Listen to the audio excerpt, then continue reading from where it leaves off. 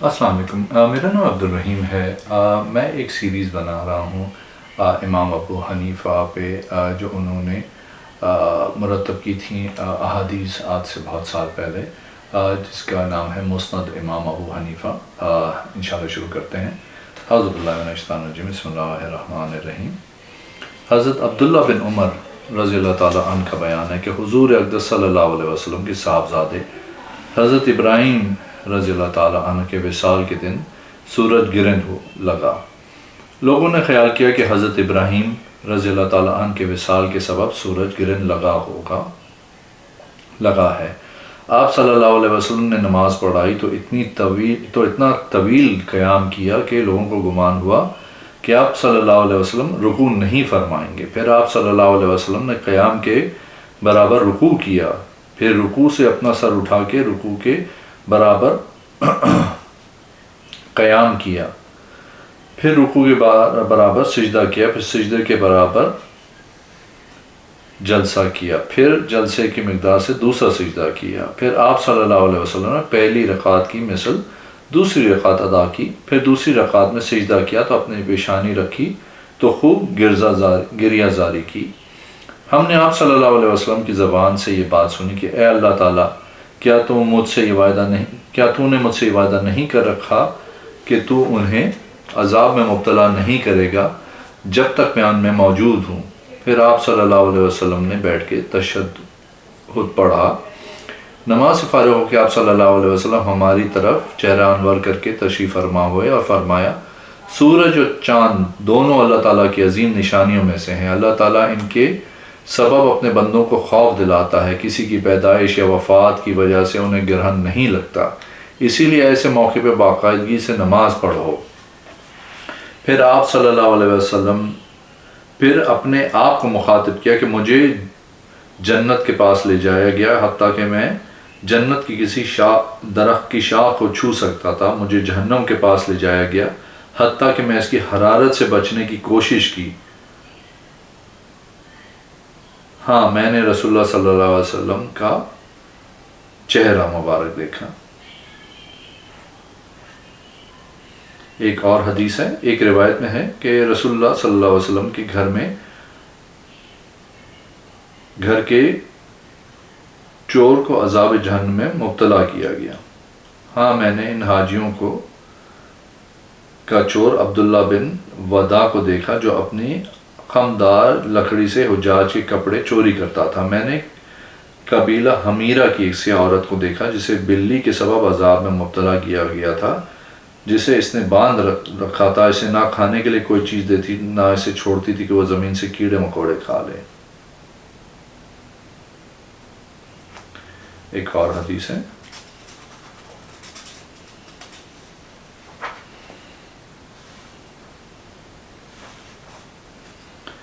نماز استخارہ کے بارے میں۔ حضرت ابو ہریرہ رضی اللہ تعالیٰ عنہ کا بیان ہے کہ حضور اقدس صلی اللہ علیہ وسلم ہمیں استخارہ کی اس طرح تعلیم دیتے تھے جس طرح آپ صلی اللہ علیہ وسلم ہمیں قرآن کی تعلیم دیتے تھے۔ ایک اور حدیث ہے، حضرت عبداللہ بن مسعود رضی اللہ تعالیٰ عنہ کا بیان ہے کہ حضور اقدس صلی اللہ علیہ وسلم ہر معاملے میں ہمیں استخارہ کی اس انداز میں تعلیم دیتے تھے جس طرح قرآن کریم کی صورت کی ہمیں تعلیم دیتے تھے۔ ایک روایت میں ہے کہ آپ صلی اللہ علیہ وسلم نے فرمایا، تم میں سے جب کوئی شخص کوئی کام کرنے کا قصد کرے تو وہ باوضو فرائض ادا کرنے کے ساتھ 2 نفل ادا کرے، پھر یہ دعا کرے، اے اللہ، تیرے علم کے مطابق میں تجھ سے خیر کا طالب ہوں، تیری قدرت کے مطابق میں تجھ سے قدرت کا طالب ہوں، میں تجھ سے تیرا فضل مانگتا ہوں، یقیناً تو سب کچھ جانتا ہے جبکہ میں کچھ بھی نہیں جانتا، تو صاحب قدرت ہے جبکہ مجھے قدرت حاصل نہیں، تو غیوب کو خوب جانتا ہے، تو غیوب کو خوب جاننے والا ہے۔ اے اللہ، اگر یہ کام میری زندگی میں بہتر ہے اور اس کا نتیجہ بھی اچھا ہے تو اسے میرے لیے آسان کر دے اور اسے بابرکت بنا دے۔ نماز چاشت کا بیان، حضرت ام ہانی رضی اللہ تعالیٰ عنہ کا بیان ہے کہ حضور اقدس صلی اللہ علیہ وسلم نے فتح مکہ کے دوران ایک ذرہ اتار دی، پانی منگوا کے آپ نے اس پہ بہایا پھر کپڑا طلب کیا جس میں آپ صلی اللہ علیہ وسلم نے نماز ادا کی۔ ایک روایت میں کپڑے کے لپیٹنے کا بھی ذکر ہے۔ ایک اور روایت میں ہے کہ حضور اقدس صلی اللہ علیہ وسلم نے فتح مکہ کے دوران اپنی ذرا اتار دی۔ آپ صلی اللہ علیہ وسلم کی خدمت میں پانی پیش کیا گیا جس پہ عصا کے ذرات تھے۔ آپ صلی اللہ علیہ وسلم نے کپڑے سے پردہ کر کے اس سے غسل فرمایا، پھر ایک کپڑا طلب کیا جسے لپیٹ کر 2 رکعت نماز عطا فرمائی۔ حضرت امام ابو حنیفہ رضی اللہ تعالیٰ عنہ فرماتے ہیں کہ یہ نماز چاشت تھی۔ ایک اور روایت میں ہے کہ آپ صلی اللہ علیہ وسلم نے فتح مکہ کے دوران اپنی ذرا اتار دی۔ آپ صلی اللہ علیہ وسلم نے پانی طلب کیا جس میں عصا کے ذرات تھے۔ آپ صلی اللہ علیہ وسلم نے اس سے غسل کیا، ایک کپڑا لپیٹ کے 4 رکعت یا 2 رکعت نماز ادا فرمائی۔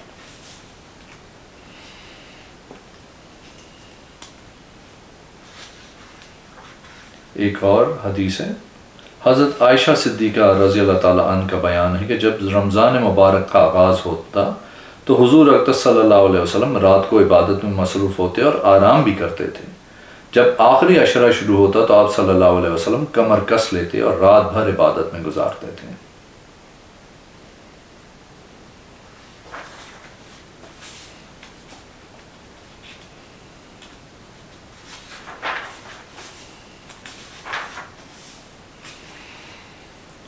نماز تہجد کا بیان ہے، حضرت مغیرہ بن شعبہ رضی اللہ تعالیٰ عنہ کا بیان ہے کہ حضور اقدس صلی اللہ علیہ وسلم رات کا اکثر حصہ قیام میں گزارتے تھے، حتیٰ کہ آپ صلی اللہ علیہ وسلم کے قدموں پہ ورم آ جاتے تھے۔ صحابہ کرام رضی اللہ تعالیٰ عنہ نے عرض کیا کہ آپ کے اگلے اور پچھلوں کے گناہ بخشے نہیں گئے، ذنب گناہ بخشے نہیں گئے؟ آپ صلی اللہ علیہ وسلم نے فرمایا، کیا میں اپنے پروردگار کا شکر گزار بندہ نہ بنوں؟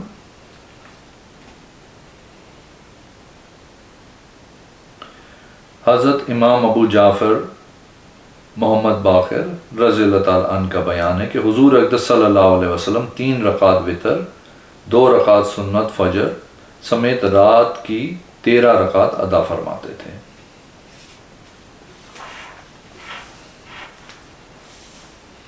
ایک اور حدیث ہے صبح کی سنتوں کے بارے میں، حضرت حمران رضی اللہ تعالیٰ عنہ کا بیان ہے کہ جس شخص نے بھی حضرت عبداللہ بن عمر رضی اللہ تعالیٰ سے ملاقات کرنے کی کوشش کی تو اس نے انہیں مجلس کے پاس پایا۔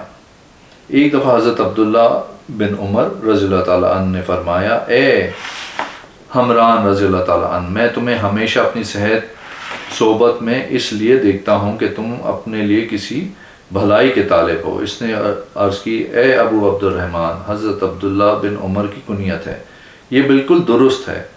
پھر فرمایا، میں تمہیں 2 باتوں سے منع کرتا ہوں اور ایک بات کا حکم دیتا ہوں، کیونکہ حضور اقدس صلی اللہ علیہ وسلم کو میں نے اس کا حکم دیتے ہوئے سنا تھا۔ عرض کیا، اے عبد الرحمن، وہ 3 امور کون سے ہیں؟ جواب دیا، مرتے وقت تجھ پہ قرض نہیں ہونا چاہیے مگر اتنا کہ تیرے ورثہ سے اس کی ادائیگی ہو سکے۔ تو شہرت کے لیے قرآن کی کوئی آیت تلاوت نہ کرنا، ورنہ قیامت کے دن اس کے عوض تمہاری تذلیل کی جائے گی، کیونکہ تمہارا پروردگار کسی پر زیادتی نہیں کرتا۔ اب میں تمہیں اس چیز کے بجا لانے کا حکم دیتا ہوں جیسے حضور اقدس صلی اللہ علیہ وسلم نے مجھے حکم دیا تھا۔ وہ فجر کی 2 سنتیں، انہیں کبھی ترک نہ کرو کیونکہ ان کے لیے کثیر اسباب رغبت ہیں۔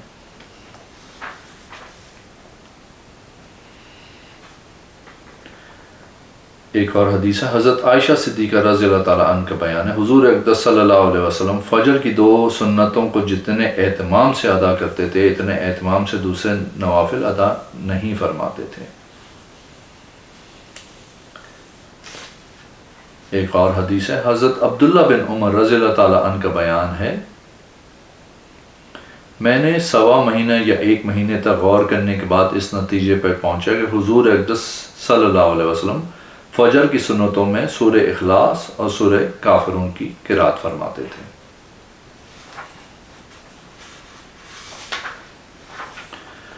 حضرت جابر بن سمر رضی اللہ تعالیٰ عنہ کا بیان ہے کہ حضور اقدس صلی اللہ علیہ وسلم فجر کی نماز ادا کرنے کے بعد اپنی جگہ سے نہیں ہٹتے تھے حتیٰ کہ آفتاب طلوع ہو کر اس کی روشنی پھیل جاتی تھی۔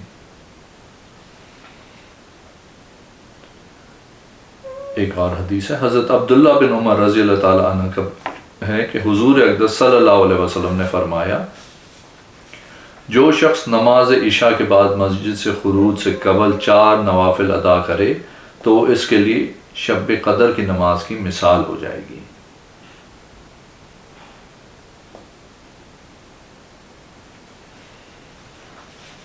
ایک اور حدیث ہے، حضرت عبداللہ بن عمر رضی اللہ تعالیٰ عنہ کا بیان ہے کہ حضور اقدس صلی اللہ علیہ وسلم نے فرمایا، جو شخص نماز عشاء کے بعد 4 رکعت ایک سلام سے پڑھے، پہلی رکعت میں سورہ فاتحہ کے بعد سورہ سجدہ کی قرات کرے، دوسری رکعت میں سورہ فاتحہ کے بعد سورہ دخان کی قرات کرے، تیسری رکعت میں سورہ فاتحہ کے بعد سورہ یاسین پڑھے، اور آخری رکعت میں سورہ فاتحہ کے بعد سورہ ملک کی قرات کرے تو اسے شب قدر میں قیام کے برابر ثواب عطا کیا جائے گا۔ اس کے اہل خانہ میں سے جن کو جہنمی قرار دیا گیا ہے، اس کی سفارش ان کے حق میں قبول کی جائے گی اور اسے عذاب قبر سے بچایا جائے گا۔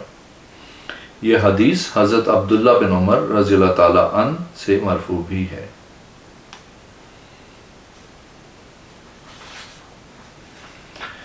ایک اور حدیث ہے، حضرت عبداللہ بن عباس رضی اللہ تعالیٰ عنہ کا بیان ہے کہ حضور اقدس صلی اللہ علیہ وسلم نماز ظہر کے بعد 2 رکعت ادا کرتے تھے۔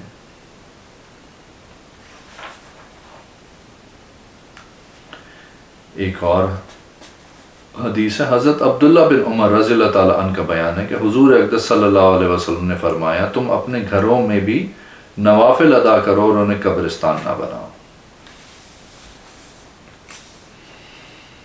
ایک اور حدیث ہے، حضرت عبداللہ بن عمر رضی اللہ تعالیٰ عنہ کا بیان ہے کہ میں نے حضرت بلال سے سوال کیا، فتح مکہ کے موقع پہ حضور اقدس صلی اللہ علیہ وسلم نے کعبے کے اندر کہاں اور کتنی رکعت ادا کی؟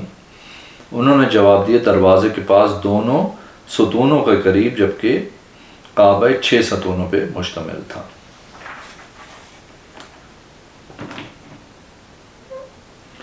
اگر آپ نے میرے چینل کو ابھی تک سبسکرائب نہیں کیا تو پلیز کریں، اس ویڈیو کو لائک کریں، اپنے کمنٹس دیں۔ تھینک یو، السلام علیکم۔